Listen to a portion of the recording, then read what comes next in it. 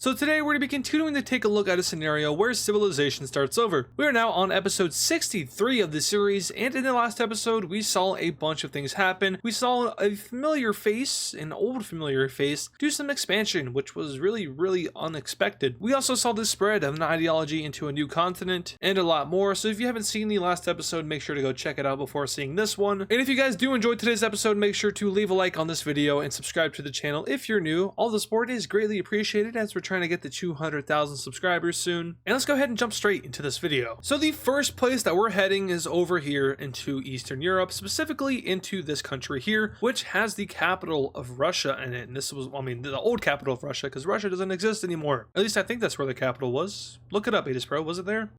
If it wasn't, it looks really stupid right now, but if it was, then this isn't even in the video. But these guys are having, guess what, elections right now. They are a pure democracy, at least they were until the coalition happened. Some really sketchy stuff happened in the government, and now they are considered a flawed democracy. We're also seeing this kind of popular trend happen over here too. These guys are all of a sudden flawed democracies, which is having some countries like the brown team look at what's happening here, communist, what are we doing? But the main focus right now is on this guy, because they're having elections and they have a ton of candidates. They have multiple communist candidates, they have multiple fascist candidates, they have multiple Scandinavian socialist candidates, which is really weird because they're not Scandinavian, but apparently that idea is pretty popular in this part of Russia. We also see a pro-democracy candidate, we see a weird oligarch kind of candidate. It's a whole roster full of candidates. And well, Poland is right here, and they're like, we don't really want a fascist Russia happening because that would be pretty dangerous for us. I know that we're a dictatorship, communistic dictatorship, but still there's already a fascist next to me, and then I don't want another one next to me, so we're gonna rig the election. And the brown team's like, wait a minute, this is an area of opportunity. If we rig this election, we could have a friend right here, and this guy is in the HRE, and if they were to be elected to the leader of the HRE, they could definitely influence some of these other Russian countries to switch over. So now we have ourselves our fifth rigging war of the series happening in the Russian elections. And on election night, we have the results looking something like this. Oh no, Poland is terrified. They are now surrounded on two sides by fascists, but luckily they do have a communist friend to the south and another communist friend right under this guy. So really, I mean, they're not too worried. Also, these guys are having elections right now, and the results look something like this. Pretty interesting. And I do want to say that fascism isn't as hostile towards the Scandinavian socialism as they are towards straight up communism. Once again, communism, fascism in this series, they just don't work. They bounce off of each other. There's no mingling. Whereas with communism and democracy, there's a little bit of mingling, you can kind of connect there. Same with fascism and democracy, but communism and fascism straight up, they don't work together. It doesn't happen. Fascism can work a little bit with Scandinavian socialism, but there's absolutely no collaboration with communism. So this really isn't that big of a deal for the fascist, but this is a big deal for the communist. It's also a big deal for the fascist. The brown team is very happy about this because now they have a dictator installed in Russia, and there is growing interest between these two with each other. But guess what? HRE elections are also happening right now. And guess who just won? You'll never believe it. It's the Russians. These seafoam green wait a minute. There's two seafoam green countries. You, my friend, are the mint country. What? Oh my. Whoa. Anyway, they're elected to the HRE leader. And, well, they're going to start exerting their influence almost immediately. And I don't want to say that this happens right away. This would probably happen over the course of a few years. But just for the sake of this episode and keeping it, entertaining, because I got something I need to address in this series pretty soon. But we have this tiny purple country and this blue country going both to fascism. You can see how the plague is starting to affect the HRE. That's two less democracies and two more fascists. And I have been keeping count of this. There are now 17 fascist countries in the world compared to 18 flawed democracies. There's almost a complete overhaul there. We also see that there are now 10 communist countries and 4 Scandinavian socialist countries. So the fascist, or more so the right-wing ideology, is winning a lot more than communism right now, which if you're a communist is not a good thing because the fascist bloc, if it were to ever form into one consolidated front, would absolutely decimate you in a war. Anyway, the events of this election and the election within the HRE have tensions in Europe at an all-time high since World War III, It isn't as bad as World War III because that went nuclear, but those tensions are, they're boiling over right now. Not only is there troops on the purple border, but there's also troops on the Farmers Union border, on the Polish border, and on the Norwegian border. Basically, all of Europe is lined up with troops right now. Even the Russian countries have started to put troops on their borders with the communists. Things are heated. But now we head over to the Persian area because India is gaining yet another member in their economical alliance. This time it is being the brown Persian country. And while this economical alliance does not guarantee any protection from outside countries, it does kind of get you on the path towards that. If India values you as an ally, as an economical trade partner, they are a lot more likely to protect you in a war against an outside aggressor, especially if said aggressor is of a different ideology than democracy. So even now, in this world where democracy is becoming increasingly unpopular and radicalism is becoming very, very popular, we still see that democracy itself is flexible and is able to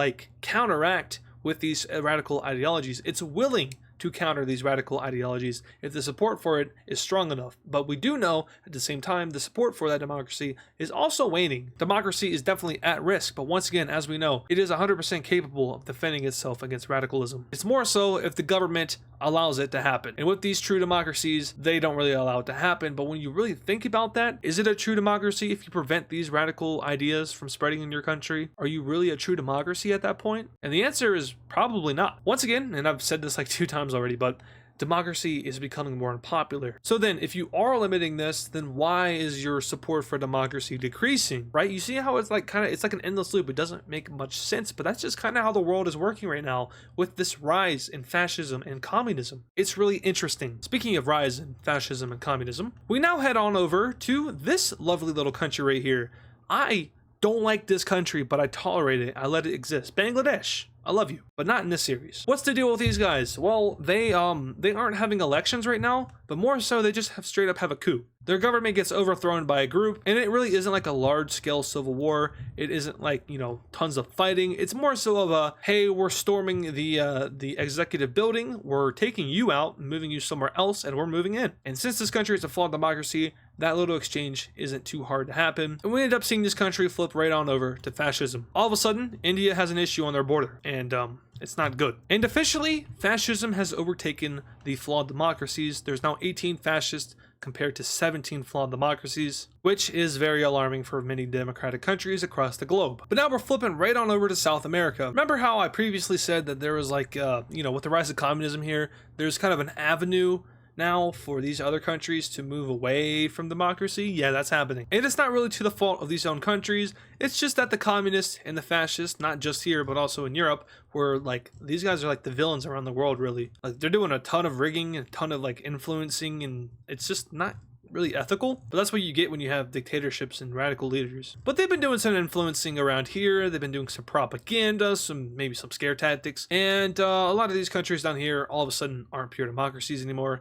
They're now more so flawed democracies, and they're honestly just going to skip that step because they're flipping straight up. South America just all of a sudden is no longer so friendly. It's now pretty hostile. The first major change we see is the northern Chilean country flipping right on over to fascism. Next up, we go down here to this one. They flip on over to communism. What about this red country here? They flip on over to communism as well. And then finally, we go down to this brown country here. They're going to flip right on over to fascism. Now there are 20 fascist countries in the world, there are now 12 communist countries in the world, and there are now even less democratic countries in the world. There's 77 pure democracies, 17 flawed democracies, and then as for the other ideologies, there's 2 monarchies, 7 dictatorships, 4 Scandinavian socialists, and that one really big Tibetism country. But we're worried about over here. South America has gone from full-on democracy at one point to just straight up radical dictatorships all over the place. This is very foul by the Europeans. The whole world knows that they did it. They know that the brown team and the purple team are the main perpetrators behind it. But also you now have regional powers like the Central American country that probably did some stuff. Obviously Brazil had a play in both of these countries. But for the most part, South America is a fairly communistic continent, and this is for a pretty good reason. Brazil is hostile. The continent knows that they're hostile. They've taken over a bunch of countries. They're a top 10 power, and you really have 2 options. You either band with them or you band against them. These 2 chose to band with them, and the rest chose to band against them. The democracies, for the most part, are unaligned. However, if they had to choose, they'd probably end up going over to the communists. This one down here would probably stay neutral because they're so far away from the mess, but now it's on their border. But these guys up here would probably go to communism as well. They don't want to get invaded. Oh, you probably really should have made that decision earlier. Oh man, that's really unfortunate. We see yet another democracy getting jumped, this time by a fascist country, and Brazil isn't going to show much mercy here at all. It's a pretty quick war. It happens within a few weeks. They capture the capital city, and this democratic country knows that they probably won't be fighting for much longer, and that's exactly what happens as they surrender over to Brazil. And in this peace treaty here, we see Brazil fully annex this country, including the Galapagos Islands, and this thing is wiped off the map completely, and Brazil is moving right on up those power rankings. At this point, troops are also being mobilized in South America. The people are fueled by this radical ideological shift that has happened in the continent.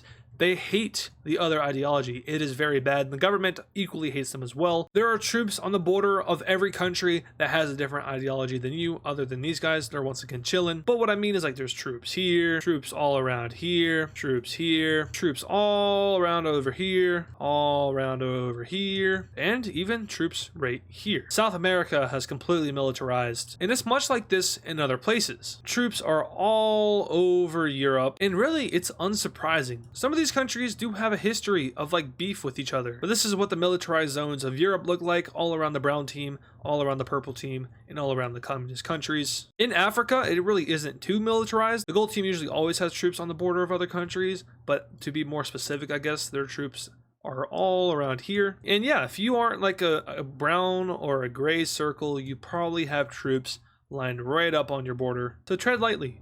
Tread very lightly, Grey Team. Your time might be coming soon. Oh, I forgot the elephant in the room. Australia has troops on each other's borders. India does not, despite the fascist threat right here. These guys know they have to be docile because they border two very strong countries. One wrong move and you're getting jumped. But yeah, this is what the militarization of the world looks like. I do know that it's kind of hard to see. Let me go ahead and like try to make it easier to see. Okay, there we go. I know that you can't see like the borders of the countries, but they are pretty much outlined here. All of the white lines, those are where troops are lined up at. They're facing each other. They're not pointing guns at each other, but they're just facing each other, guarding their country. But now we're heading on over to Europe because there are some pretty big shifting events happening here. And it's all happening in Iberia because remember recently we had the Dark Side team go fascist. Well, that is an issue in itself. However, they're joining up in the Parallelogram Alliance, which isn't too much of a good thing if you are the communists, because now the Parallelogram Alliance, which was purely just an African alliance and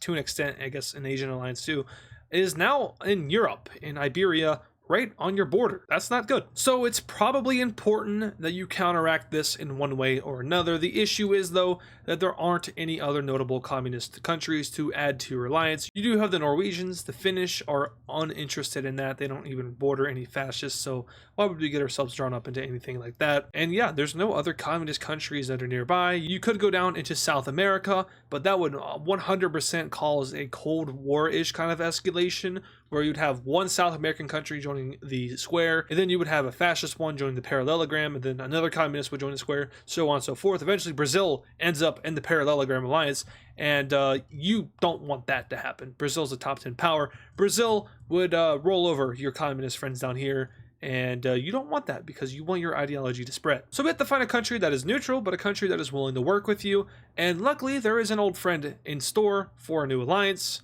who's also terrified of their neighbors. They were also a previous member of the Square team. Yes, I'm talking about the return of the Iberians. They fought alongside the old empire at one point. They fought alongside the purple team at one point. They were in the Square team. So obviously, this makes too much sense. Now, they didn't leave it. They were neutral for a very long time. That's because they got kicked pretty bad in World War III. As we can see, the West Africans own a good portion of their country, and so does the Dark Side team. But rejoining up with the Square team means that you have protection from them, and it also means that you firmly put yourself against fascism. You can make an argument that fascism and communism are two sides to the same coin, but a lot of countries don't see it that way. A lot of countries see fascism as the more evil ideology, and vice versa, even though there really aren't too many like super crazy expansionist communist countries. Like the purple team is probably the most crazy one. They've only invaded like I think 2 countries.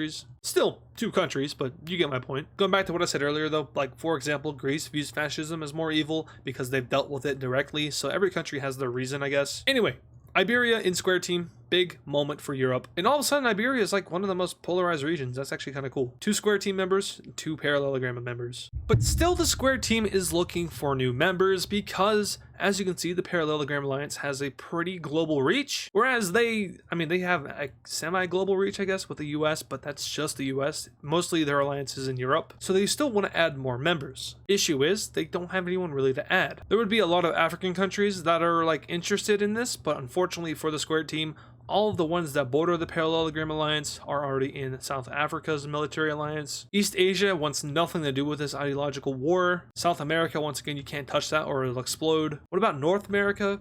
Mexico, no, they don't mess with the Square Team Alliance at all. Canada is completely neutral and pretty much isolationist at this point. So unfortunately for the Square Team, they can't expand anymore, not without having to flip a few elections, which they won't be doing. But now we're jumping down to our old friend the Gold Team because they got some things they need to do. Hey now, I didn't say they were good things. And now all of a sudden, the region in Africa over here that was once like pretty mixed up, but also kind of heavily brown ethnicity is just gone. The Gold Team's purge on other ethnicities within its border has gone successfully, but there's still like one thing we're forgetting, and that is their puppet state right here.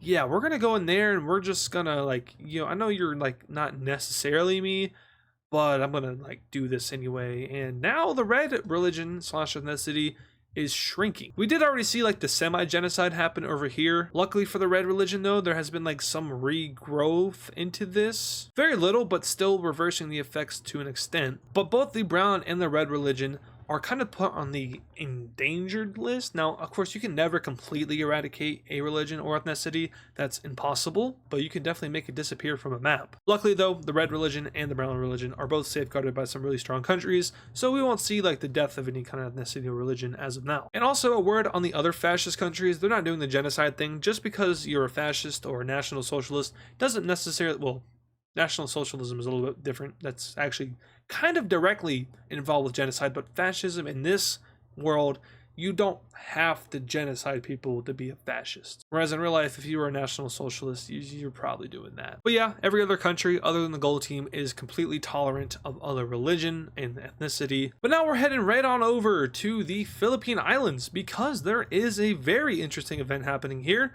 They're having an independence referendum. So the Philippines have been under Chinese rule for a very long time. They were colonized by China at one point and they have been a part of it ever since. Everyone here is Chinese. However, there has been some growing differences between the people between the mainland and the Philippine Islands. Basically, after World War III, China went into a kind of isolationist state, and it was more so focused on the mainland isolationist. Remember, the government here got thrown over. That created some like disconnection between them and the Philippines for a little bit. That reconnection was never really fully established to the extent that it should have been, and which led to independence clauses on the island chain. Millions of people live here, and if you're not getting supplemented by the government as you should be, obviously you're going to want to form your own government, and that's why we're having a referendum. The Chinese government is completely on board with this. They're completely okay with this, and the results are in. Now, breaking away from the 4th strongest country in the world comes with some consequences, and the people are very aware of that. So obviously these results aren't going to be too radical. However, they do look something like this, with 59% of the vote saying yes, compared to 41% saying no. Now these differences, they are pretty close to each other. It's an 18% victory for the yeses. And when you're talking about something as big as like an independence and breaking away from a country, that is kind of like not as big as you probably want it to be, but it's a majority rules democracy, and that means that these results will be honored. And for the first time in the Wixo series, the Philippine Islands are an independent nation. Their capital city will be planted at the top of the island where it's most economically prosperous. But even within this new nation, there are still calls for independence by other islands, specifically down south here. There is still a pretty big independence movement that wants to not be a part of this Filipino government, but be a part of its own. So we'll have to see how that evolves in the next episode, because this one is over. I do want to say that this is my last pre-recorded Wixo video that I have to record. Honestly, this is the most fun that I've ever had recording Wixo. The whole ideology thing, I love it. I think it's great. This kind of event, which it's not over yet, I'll keep up recording this when I come back from college for summer break, but